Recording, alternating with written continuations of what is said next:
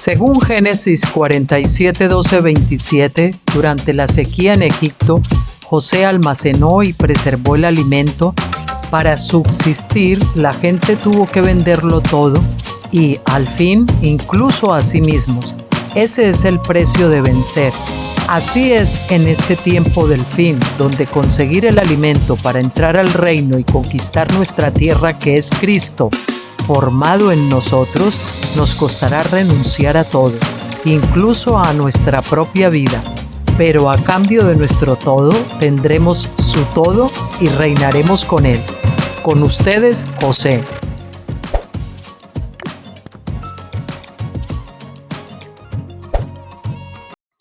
Hola, mis queridos, ¿cómo están? Espero que hayan descansado el fin de semana, que lo hayan pasado bien. Aquí estamos de nuevo con ustedes. Vamos a continuar con los vídeos que tenemos programados. Lo primero, decirles que hoy es 16 de septiembre del 2024 y que en España ahora son las 16:40 de la tarde. Bien, lo primero, anunciarles el siguiente vídeo que veremos el miércoles próximo, Dios mediante, que se titula Esfuérzate por entrar en mi reposo. Es la parte 2 de dos artículos que habían presentado en la página de Kevin Barrett. En este caso no es de él, un autor, un hermano allí de Estados Unidos, sino de su pastor. Yo no sé cómo se llama. Él siempre dice, le dice mi amigo y pastor, pero no me acuerdo el nombre o no dice el nombre.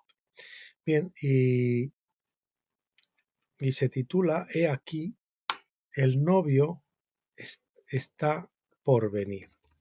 He aquí, el novio está por venir, sal y reúnete con él.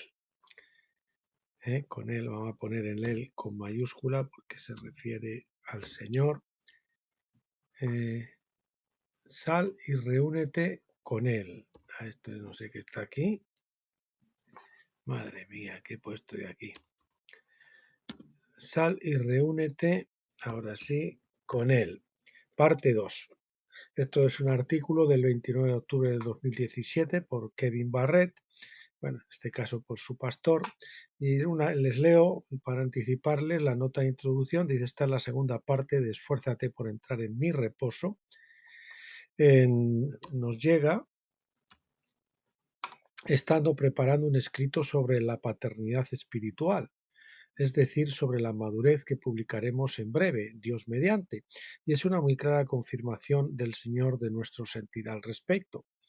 Es necesario que aquellos que están por cruzar el Jordán y aquellos que, habiéndolo cruzado recientemente, están en los claroscuros de la alborada, abandonen la tendencia carnal a lo sensitivo, esa tendencia que tenemos todo a lo sensitivo en cuanto a la presencia de Dios se refiere, que avancen del lugar santo y se adentren en el lugar santísimo, donde las potencias del alma, los sentimientos y las emociones no tienen cabida, sino la fe desnuda y clara del Espíritu. Nos movemos por fe ya sin necesidad de sensaciones, de cosas de ese tipo. Es en la nada donde paradójicamente encontramos el todo.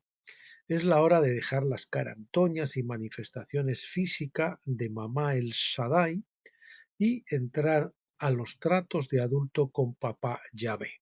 Como dice esta palabra profética que les traemos, de combinar la simpleza o blandura del cordero para alcanzar la sobriedad y la valentía del león, de que equilibremos nuestra mansedumbre de cordero con nuestro arrojo de león.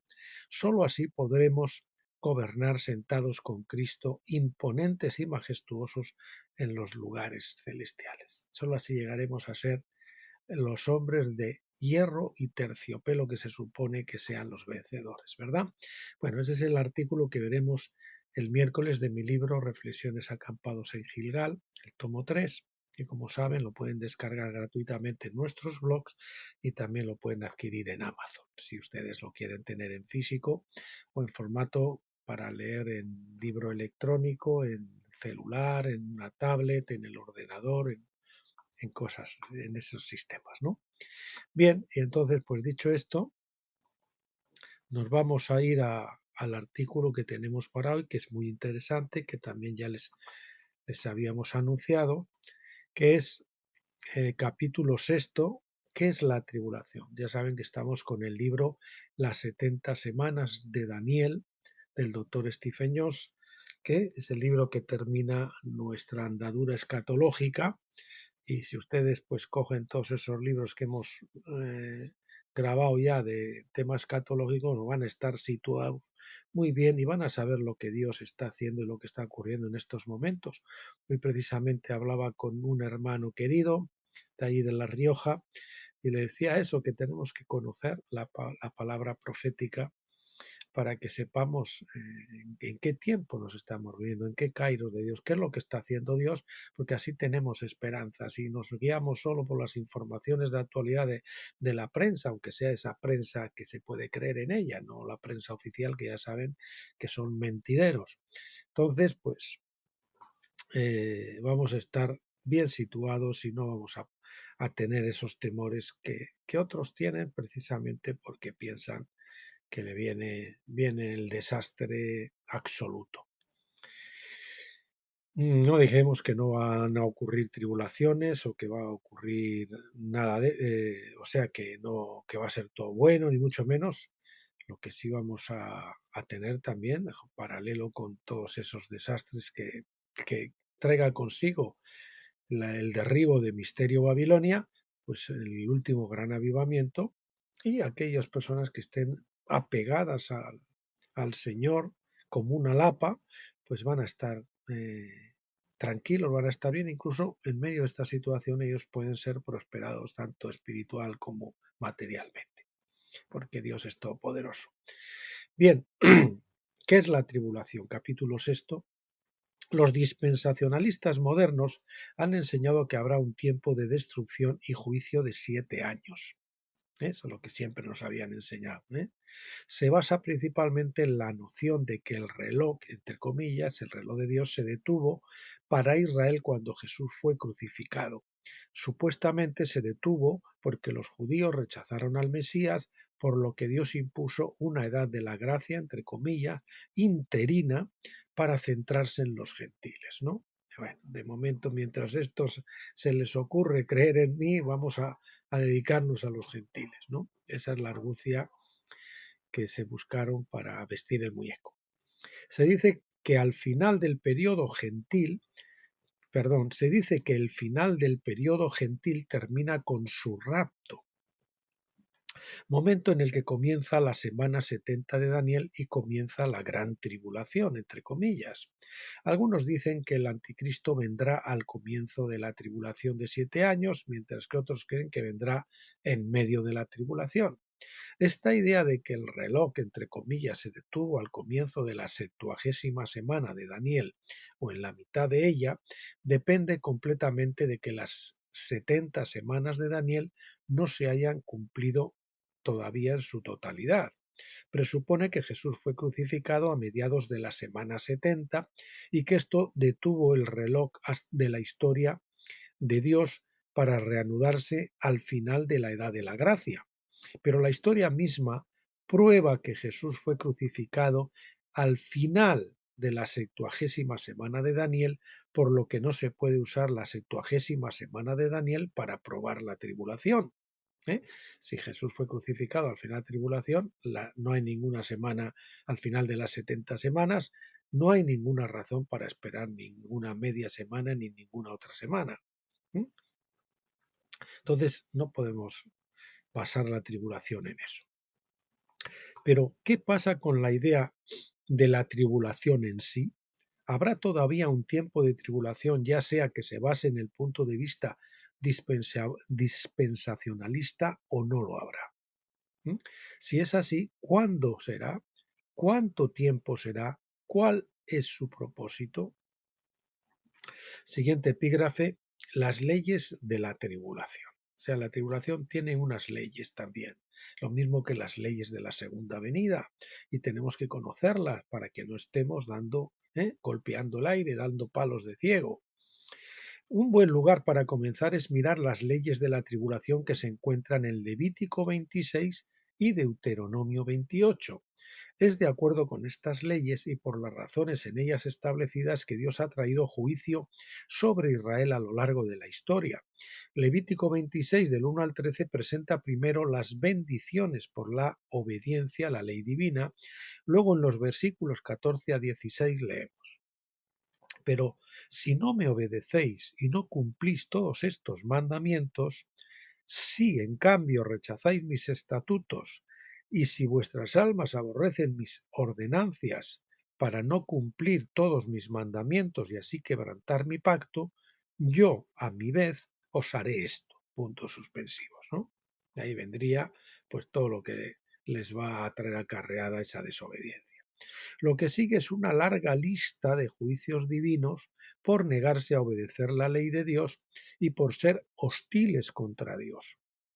En varios puntos del texto se le dijo a Israel que si permanecían hostiles a Dios, Dios los juzgaría 7 veces, como por ejemplo leemos en los versículos 23 y 24.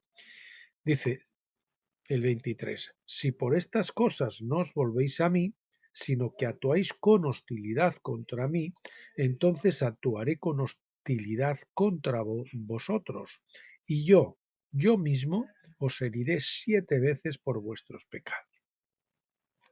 Israel incluso podría terminar en cautiverio en tierras extranjeras, si continuamente se negaban a ser obedientes. Dice el 33: a vosotros, sin embargo, os esparciré entre las naciones y desenvainaré espada tras de vosotros, mientras vuestra tierra se convierte en desolación y vuestras ciudades en ruinas. En un pasaje paralelo en Deuteronomio 28:48 se llama esto un yugo de hierro. Una vez en cautiverio, la única forma de poner fin al juicio divino es mediante el arrepentimiento. Leemos eso otra vez.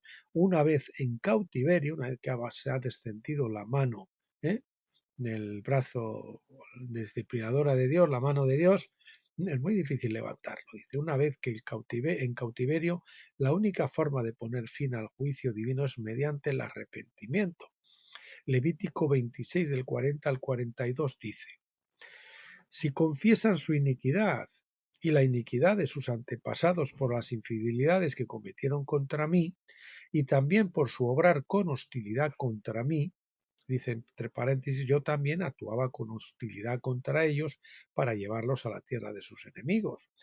O si su corazón incircunciso se humilla y luego enmienda su iniquidad, entonces recordaré mi pacto con Jacob, Isaac y Abraham también, y me acordaré de la tierra. Bueno, ahí hay en medio unos puntos suspensivos que no lo hemos leído. No se cita el versículo 42 completo. Tenga en cuenta que se requería el arrepentimiento de su hostilidad hacia Yahvé, el legislador, antes de que Dios revirtiera, tendríamos que poner aquí, revirtiera su cautiverio. Ser hostil hacia Jesús es ser hostil hacia Yahvé, porque es el Yahvé, Jesús es el Yahvé que les dio la ley en el Sinaí encarnado, ¿no? Yahvé es Yahshua, Yoshua o Jesús, como quiera. Es importante reconocer primero que el Yahvé del Antiguo Testamento se encarnó en Belén como Yahshua o Yoshua, es decir, Jesús, el Josué, ¿verdad? El nombre hebreo significa salvación y aparece a menudo en las Escrituras. Por ejemplo, cuando Simeón vio al niño Jesús, habiendo tenido una revelación previa, dijo en Lucas 2, 29 al 30: ahora, Señor, dejas a tu siervo partir en paz conforme a tu palabra, porque mis ojos han visto tu salvación. Esa es la palabra Yahshua. Han visto a Yahshua, ¿no? Simeón entendió por revelación en la palabra, que el Mesías se llamaría Yahshua, y se había revelado que vería al Mesías y se le había, falta aquí un le, y se le había revelado que vería al Mesías antes de morir. Por lo tanto, cuando María y José llevaron a Yeshua, Jesús, Josué, Josué, como quieran, al templo, Simeón estaba esperando porque sabía que lo llevarían al templo de acuerdo con la ley. Jesús también sabía que las escrituras profetizaban de él por su nombre. En Juan 7:37 Jesús dijo: si alguno tiene sed, venga a mí y beba. Esta fue una referencia a Isaías 12 del 2 al 3 que dice: he aquí Dios es mi salvación, es decir, mi Yeshua. Confiaré y no temeré, porque Yahvé es mi fuerza y mi cántico, y se ha convertido en mí Yeshua, en mi salvación. Por lo tanto, con gozo sacarás agua de los manantiales de salvación, es decir, de los manantiales de Yeshua. En otras palabras, Yahvé se convirtió en Yeshua, de quien podemos sacar el agua del Espíritu Santo para que nosotros también podamos convertirnos en pozos de agua viva. Isaías en realidad estaba citando de Éxodo 15:2 que dice: Yahvé es mi fuerza y mi cántico, y se ha convertido en mí, Yahshua, en mi salvación. Este es mi Señor y lo alabaré. Vamos a ver, no sé si aquí hay un error. No, está bien. Bueno, lo que tenemos que quitar es este subrayadito de aquí. Eso es.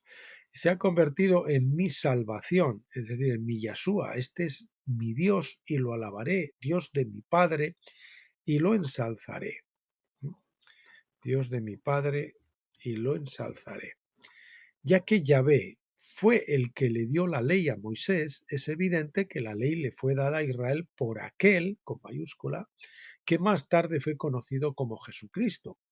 Por lo tanto, en las leyes de la tribulación vemos que cuando Israel actuó con hostilidad contra Yahvé, realmente estaba actuando con hostilidad contra Yeshua Jesucristo. Esta es la razón de la tribulación, y la única manera de revertir esa tribulación sería dejar de ser hostil a Yeshua Jesús. No hay forma de comprender verdaderamente la razón de la tribulación hasta que veamos que se trata de dejar de ser hostiles a Jesucristo. Repetimos esto, mira, no lo había puesto en negrita, pero me parece de lo más importante, incluso lo vamos a poner subrayado también. No hay forma de comprender, repito, no hay forma de comprender verdaderamente la razón de la tribulación hasta que veamos que se trata de dejar de ser hostiles a Jesucristo. Cuando dejamos de ser hostiles, nos arrepentimos, entonces la tribulación se marcha. El sionismo moderno, por otro lado, busca regresar a la vieja tierra y reclamarla mientras aún se encuentra en un estado de hostilidad contra Yeshua. Afirman ser seguidores de Yahvé, por supuesto, pero si ese fuera el caso, Dios nunca los habría echado de la tierra y destruido Jerusalén en el 70 después de Cristo.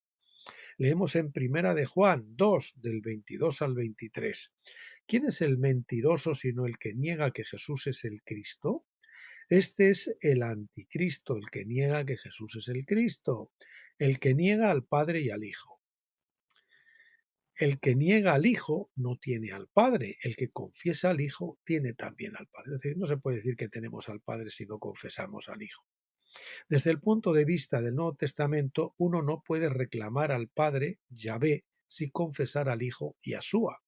Son uno y lo mismo. La hostilidad hacia Yeshua es la hostilidad hacia Yahvé, ya sea que se den cuenta o no. Y así el motivo de la dispersión judía bajo las leyes de la tribulación no se ha resuelto hasta el día de hoy, porque continúan en hostilidad contra Yeshua.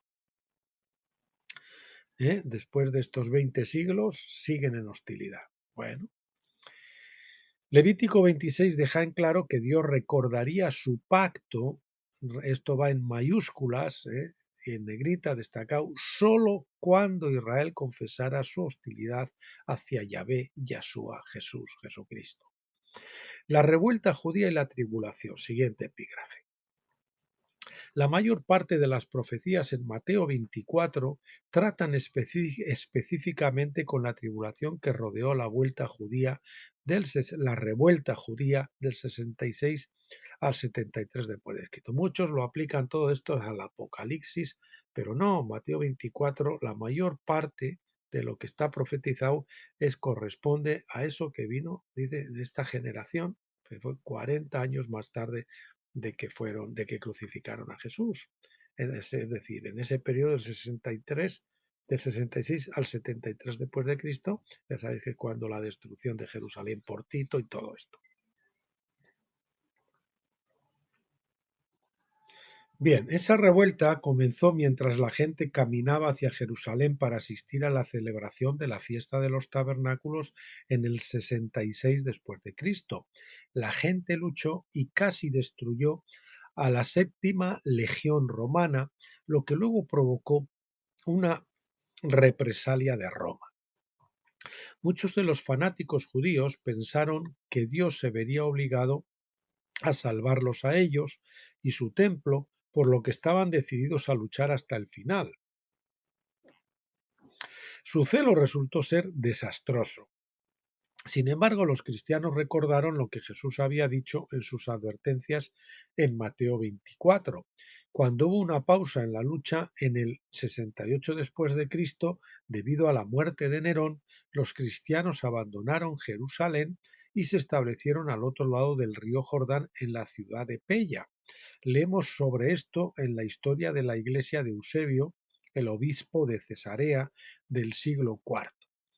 Dice así Eusebio: además, a los miembros de la Iglesia de Jerusalén, por medio de un oráculo profético dado por revelación a personas aceptables allí, se les ordenó abandonar la ciudad antes de que comenzara la guerra y establecerse en una ciudad en Perea llamada Pella.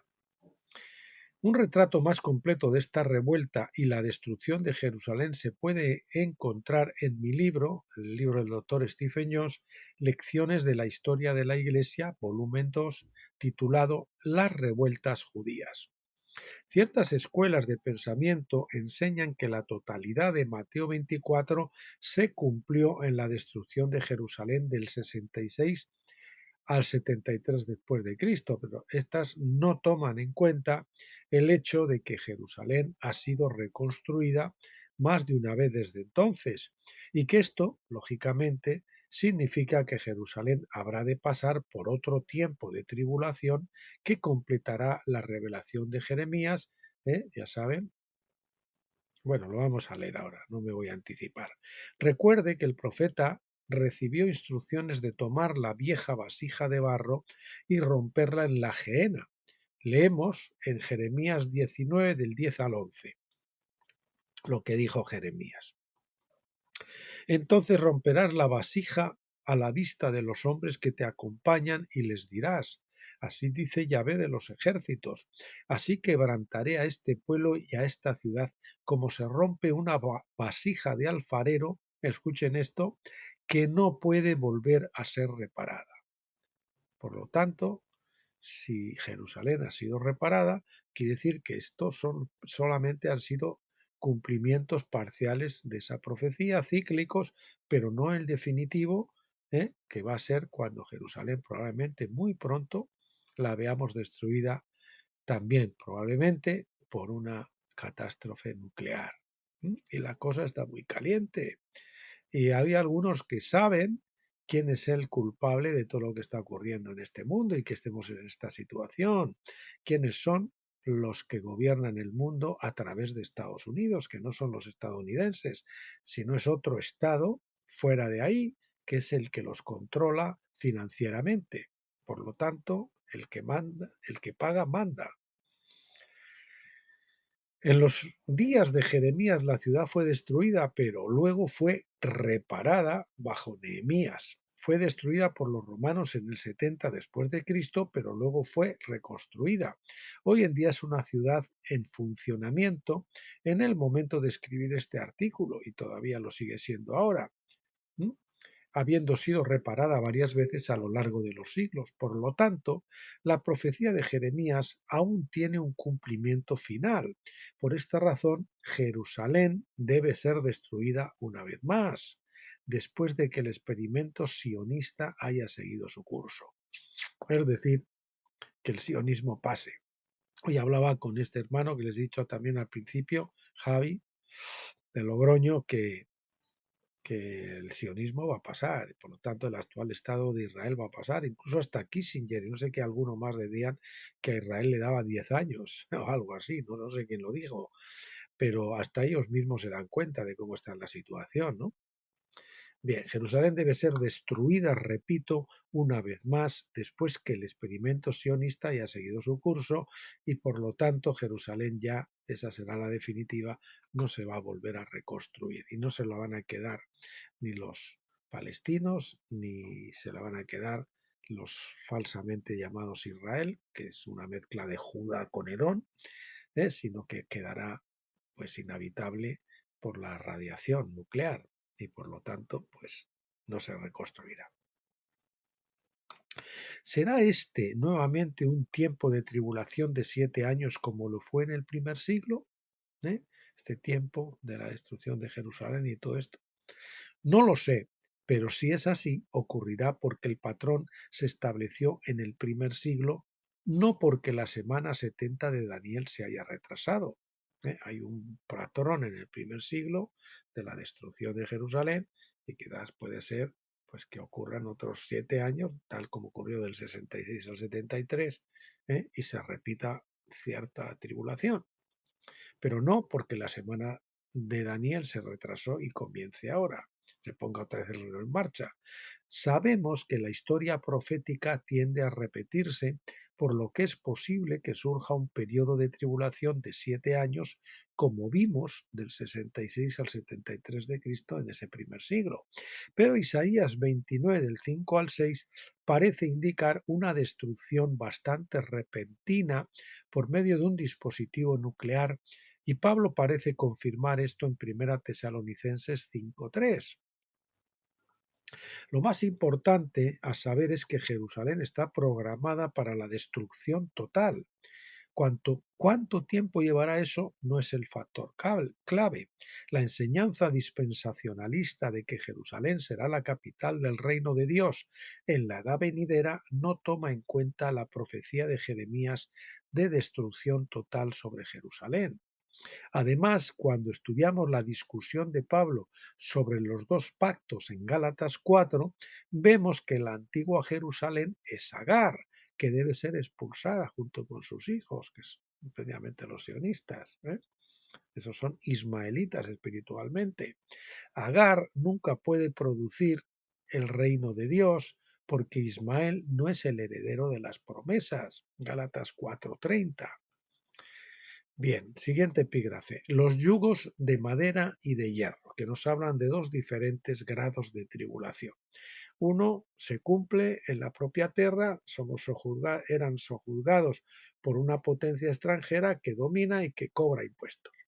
Y la otra, el más grave, son llevados fuera de su tierra cautivos, a lugares extraños, y allí pues tiene una tribulación todavía más dura, además de perder todo.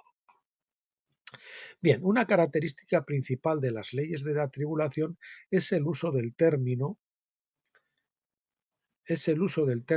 yugo como metáfora del cautiverio o esclavitud. Deuteronomio 28:48, me estoy acordando de ese versículo que dice, la unción pudrirá el yugo, ¿no? Deuteronomio 28:48 promete que si la nación se rebelaba contra Dios, Él les impondría un yugo de hierro. Esto se define como guerra, destrucción y deportación por una nación extranjera. Moisés no dice nada de un yugo de madera, pero deja que Jeremías lo revele completamente. Dios le dijo al profeta que pusiera un yugo de madera sobre sus hombros y caminara por la ciudad con una palabra profética, Jeremías 27:2. La palabra se resume en el versículo 11, que dice, pero a la nación que someta su cuello bajo el yugo del rey de Babilonia y le sirva, yo la dejaré en la tierra, declara Yahvé, y la labrarán y habitarán en ella. Ya se había decretado el juicio, como dice Jeremías 7, del 1 al 16, sobre la base de que el templo se había convertido en una cueva de ladrones, una casa segura para salvaguardar a la gente de la ley de Dios. Es decir, el templo servía para lo contrario, no para hacer que la gente cumpliera la ley de Dios, sino para tapadera para no cumplirla, ¿verdad? A continuación, se le dio a elegir a la gente entre el yugo de madera o el yugo de hierro. Si se sometían al juicio divino, someterse a Nabucodonosor, podrían cumplir su sentencia en la vieja tierra bajo un yugo de madera, como lo habían hecho sus antepasados en todos los cautiverios en los libros de los jueces. Siempre fueron yugos de madera, no salieron nunca de su tierra.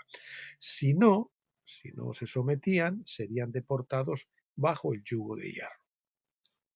La mayoría de los profetas y sacerdotes del templo se opusieron a Jeremías y finalmente el profeta Hananías rompió el yugo que llevaba Jeremías. Jeremías 28:10 dice: entonces el profeta Hananías tomó el yugo del cuello del profeta Jeremías y lo rompió.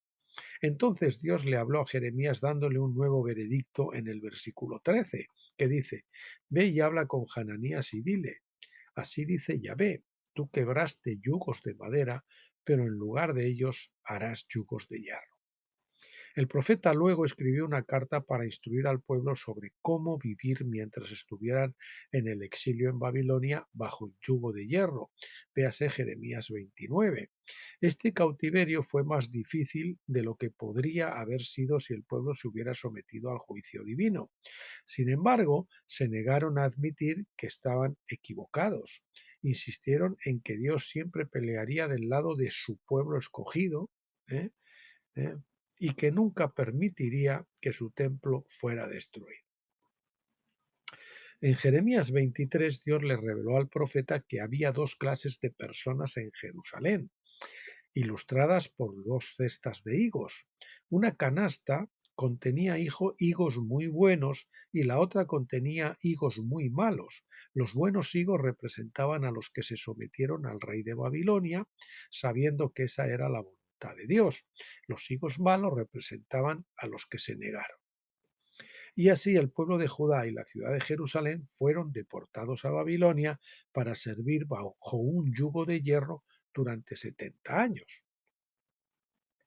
Daniel, uno de los buenos higos, recibió la revelación de que este cautiverio iba a ser muy largo y que se extendería por al menos 4 imperios. O sea, no iban a ser solo 70 años. Fíjese qué cautiverio. Esta sí que es una gran tribulación, ¿verdad? Babilonia, Persia, Grecia y Roma, y continúa hasta nuestros días bajo el cuerno pequeño religioso del Vaticano, la bestia del mar, y continúa sobre todo ahora por la bestia de tierra, que está por encima incluso de la bestia de la tierra, de los Rossi, la bestia bancaria financiera, que está por encima de la bestia religiosa y la controla. En otras palabras, el cautiverio babilónico fue solo la primera etapa de la tribulación de Judá. 70 años de cautiverio de hierro, que luego pues se ablandaría pues, con la salida, con el retorno de Babilonia, pero iba a continuar una tribulación con un yugo de madera. Así fue durante Medo-Persia y durante Grecia y durante Roma en parte, hasta que se rebelaron y luego vino otra vez un cautiverio de hierro. Después de la caída de Babilonia, los persas tomaron el poder y esto marcó el final del cautiverio del yugo de hierro de Judá. No puso fin al cautiverio en sí porque permanecieron bajo la autoridad del rey de Persia. Sin embargo, pudieron regresar a la vieja tierra y reconstruir Jerusalén mientras permanecían bajo un juicio más suave de yugo de madera. Esa condición continuó después de que Grecia tomó Jerusalén en el 332.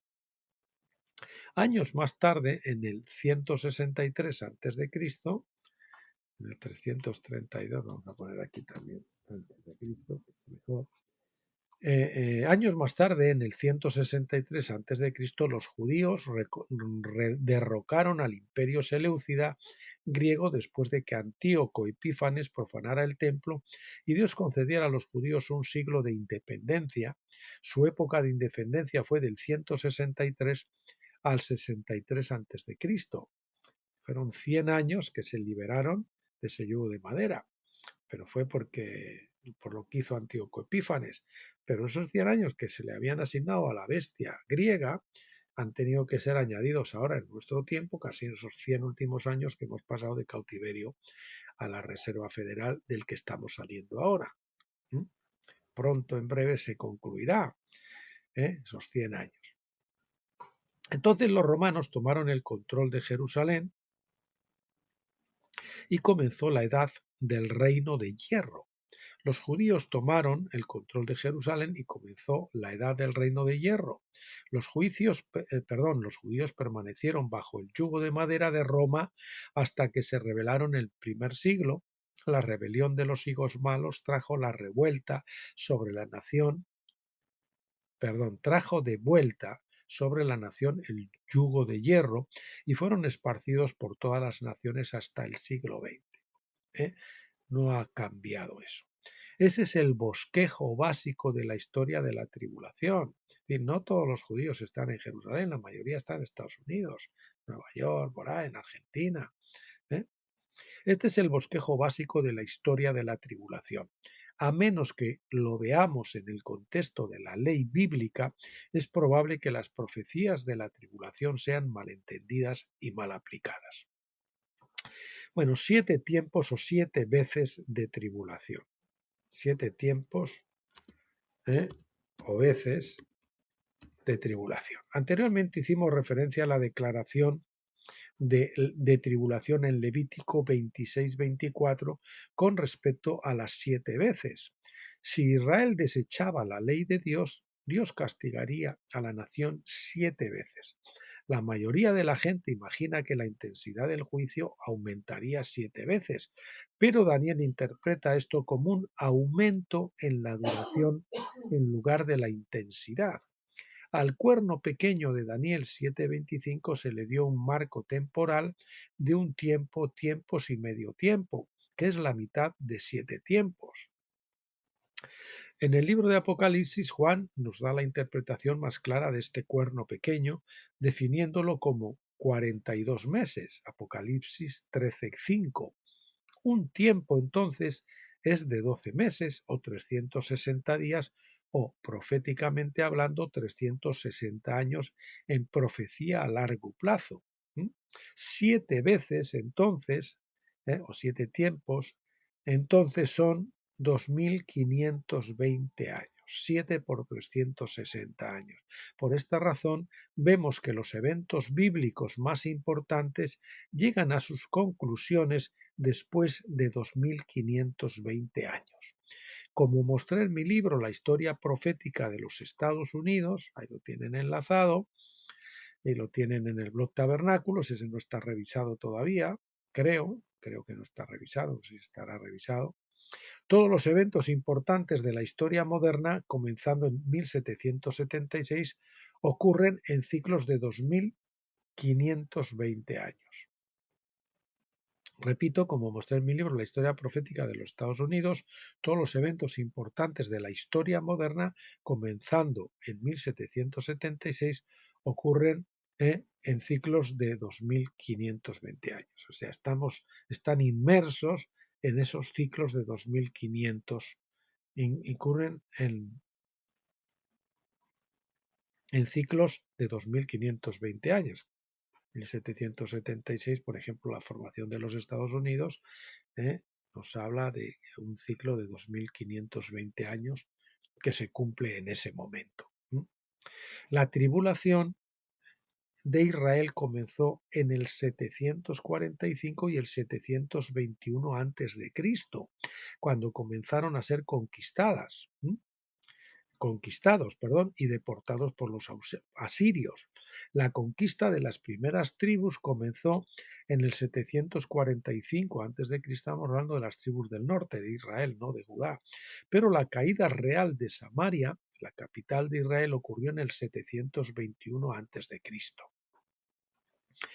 Dice, esto comenzó la conexión entre Israel y Estados Unidos, que vamos a ver, que no se conoce en general porque la mayoría de las personas o de la gente se le ha enseñado que los judíos son Israel.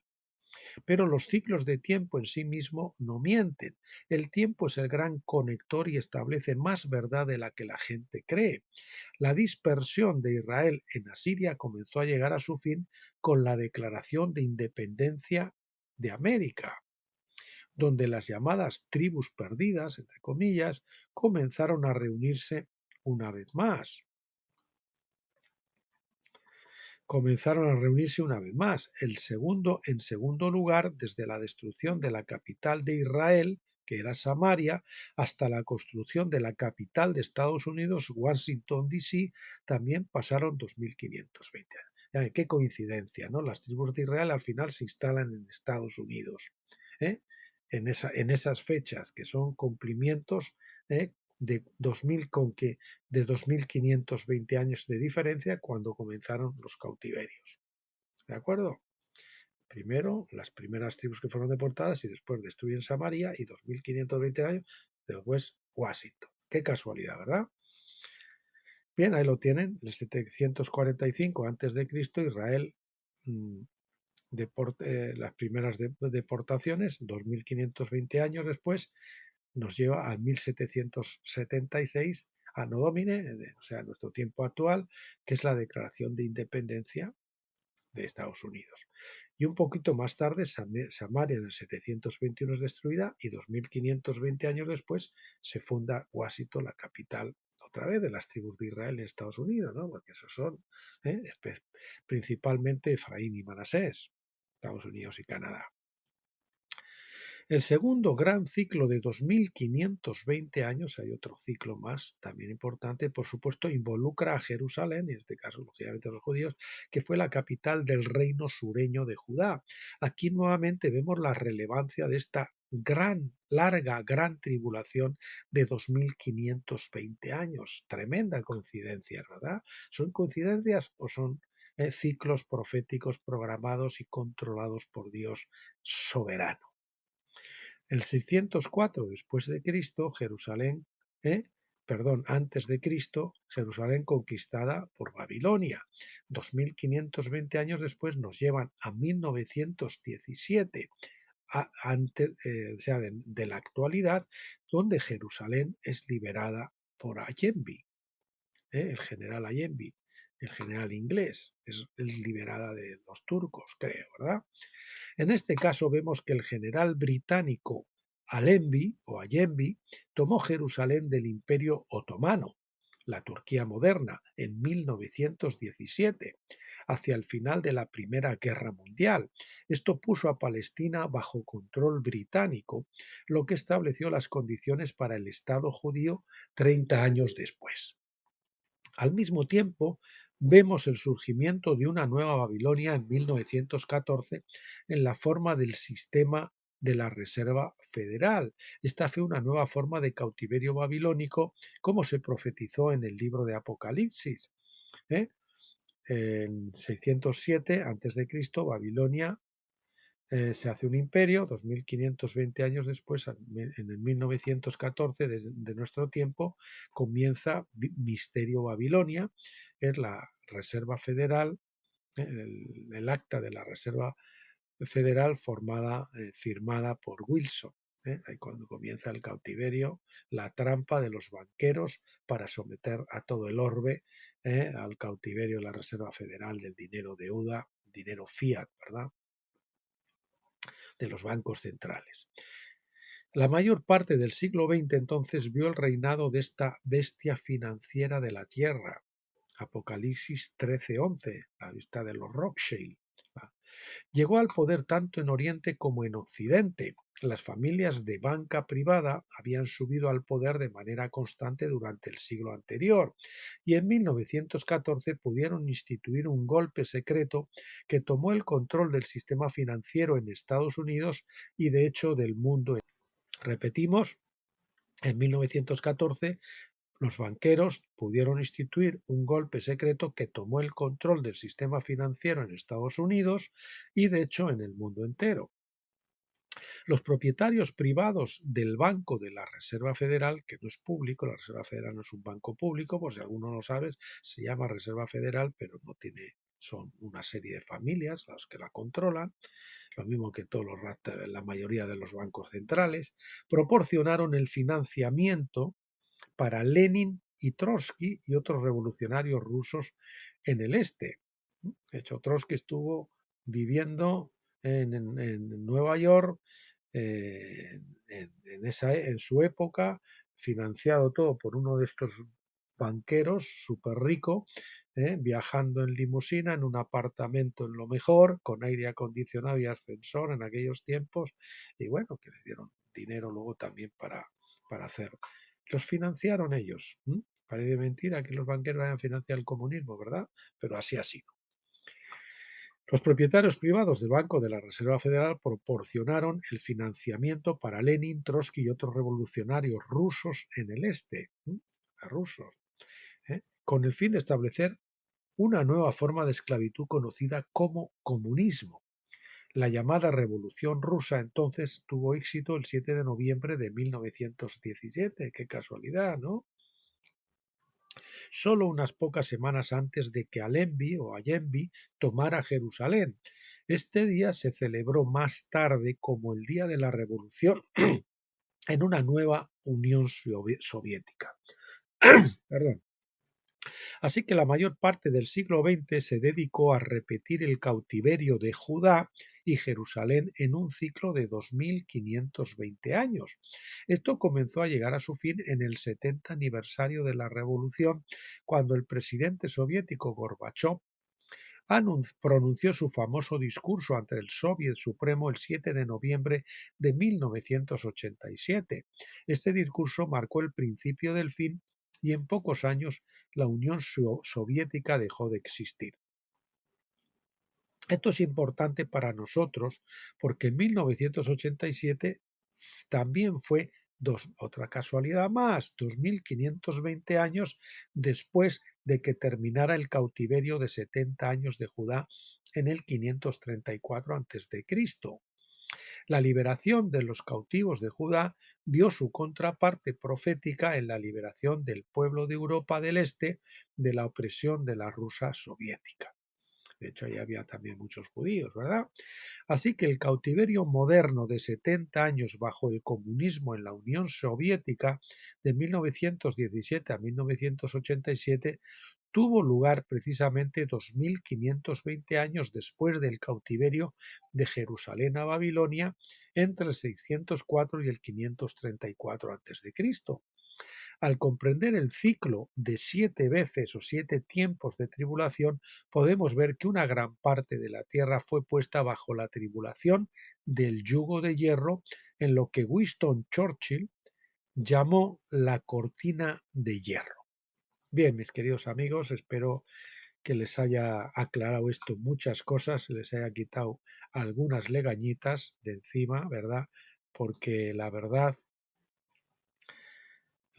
es que conocer esto del ciclo de los 2520 años nos ayuda a ver lo que es la gran tribulación. Y no es que ahora vaya a haber, probablemente haya un tipo de tribulación, de hecho lo estamos viendo cada vez más y pueden haber un lío, sobre todo un conflicto bélico. El doctor Stephen Jones dice que no cree que vaya a ser mundial, ¿no?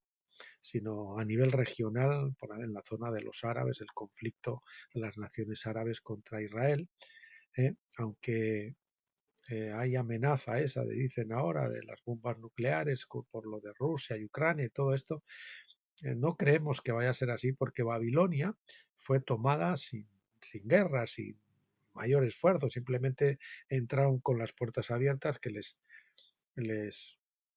les abrieron los sacerdotes de Tamuz, creo que eran, al que servían los babilonios, y entraron hasta la cocina, ¿verdad? Y les pillaron allí celebrando la fiesta, ya saben, a Belsasar y toda esta gente, y tomaron la ciudad pues prácticamente sin pegar un espadazo, como quien dice, ¿no? Entonces, pues Babilonia, que tiene que caer ahora, pues va a caer de una forma, pues eso, con cierta facilidad. En este caso seguramente va a ser por el corte del chorro financiero del que ya no pueden salir, y cada vez tenga que ver algo con la próxima reunión de los BRIC, con esa nueva moneda respaldada en oro y tal, que va a hacer que el dólar se vaya a freír espárragos, ¿no? En fin, viviremos y veremos, como dice nuestro hermano César Vidal. Bien, queridos amigos, pues ya saben, recuerden que el próximo vídeo será el miércoles y veremos ese artículo tan interesante que les he anunciado antes. Gracias por acompañarnos hasta aquí. Bendecirles a todos en el nombre del Señor Jesucristo, emplazarles para el miércoles próximo, y hasta entonces, pásenlo bien.